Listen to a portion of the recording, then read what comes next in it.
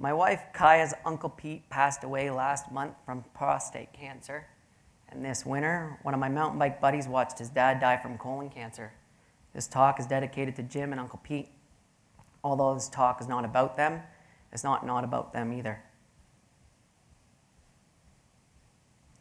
I'm a pretty lucky guy. First off, I'm a new dad. My daughter Harlee is an absolute joy. I have a supportive, compassionate family. I'm a product of my father, who was a miner, as well as a smoker his whole life, and he's already shrugged off cancer 3 times. I consider myself young, active, and happy. I have a couple pretty good jobs too. One as a bartender at Steamworks, and the other as an instructor at Capilano University's tourism programs. I've had the chance to travel and see the world. I am privileged. I am a straight, white male. And I am sharing all this with you because I'd rather you not feel sorry for me when I tell you I have cancer. I'm also telling you this because even though I have cancer, my experience with the disease has been a positive one. And I know if I was Black, Indigenous, LGBTQ, poor, or rural, my experience could have been very different. One where I might have been ignored, made to wait, or one where I didn't feel welcomed. About 1.5 years ago, I was diagnosed with stage 4 incurable cancer. Non-Hodgkin's lymphoma is a blood cancer that finds its way in your lymphatic system. It gathers in your lymph nodes, your spleen, and your bone marrow. In 2020, I was one of 11,000 people in Canada who were diagnosed with non-Hodgkin's lymphoma, and there is no cure for this disease. For me, I had none of the regular symptoms like weight loss, itching, night sweats, fever, or fatigue. I felt strong and healthy. All I had was a swollen gland for longer than I should have, and I finally decided to show a doctor. I still remember the care and concern the doctor had for me when he saw it, and the immediate attention he put on to figuring out what this little lump was. From that touch point at the clinic in Lower Lonsdale, to the blood tests and scans, and the bone marrow and lymph node biopsies, to the doctor's appointments, to the rounds of chemo, right up until today, my experience with learning and treating this disease has not been one of sadness, frustration, and despair. No, my experience having cancer has been a positive one. Look, I know it. Cancer sucks. Trust me. F cancer. It is stressful, scary, and painful. It kills. Chemo is brutal. It takes you out. I've had lots of hangovers in my day, but nothing like the hangovers I had after 2 days of chemo. While on chemo, I didn't lose my hair or my appetite, but I was sick. Really friggin' sick. Lots of people get way sicker than me. And although people get sick and worse, die, none of them, while going through this type of hell, should be forced to have a bad experience. Instead, my hope for healthcare is that we start to not only focus on that really friggin' sick part, but also the whole experience part as well. My hope for healthcare is that those who are battling diseases like lymphoma are having a positive experience, or in other words, are being listened to, welcomed, served, supported, and treated. Can service and hospitality fit into patient care?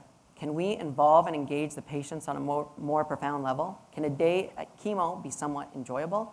Can doctors and nurses find a way to make you feel extra special?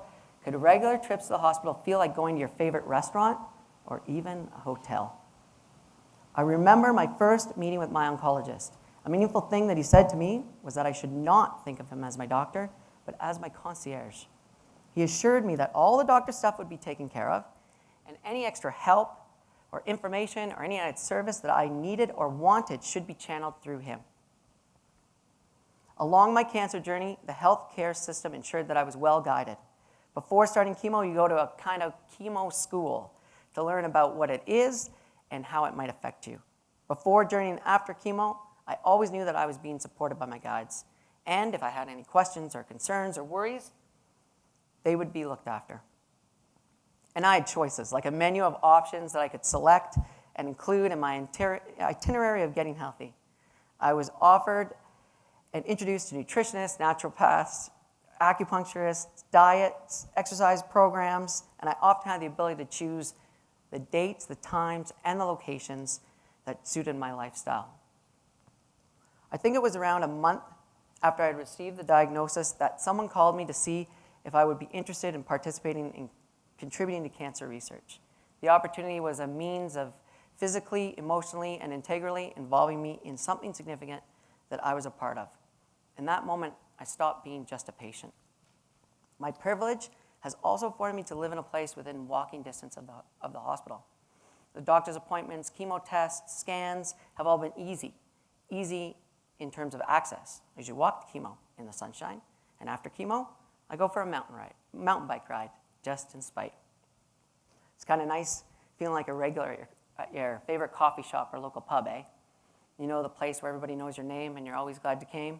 That was Lionsgate Hospital for me on my chemo days. I walk into the waiting room and was greeted with, "Hello, Chris." When I sat down, we didn't talk about the day's treatment. We talked about what I like to talk about, my daughter, Harlee. Reflecting back as a patient, I liked feeling like I was a customer. I liked feeling that people were there to serve me. I liked having choices and the ability to choose. I liked being welcomed by name. I liked that little extra bit of hospitality.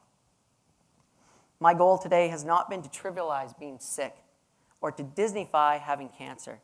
My experience was no holiday, but my experience was generally positive. A slight shift in my attitude and my perspective on what life with cancer is like could have been very different. I have lots of people to thank for the support, service, love, and compassion I received along the way. I still have cancer. I might have it for the rest of my life. In a few weeks, I go to another round of chemo. There's a little part of me that's dreading it, but there's another part of me that's looking forward to first kicking the shit of this disease, and second, going to see the friendly faces at Lionsgate Hospital and sharing my most recent pic of baby Harlee.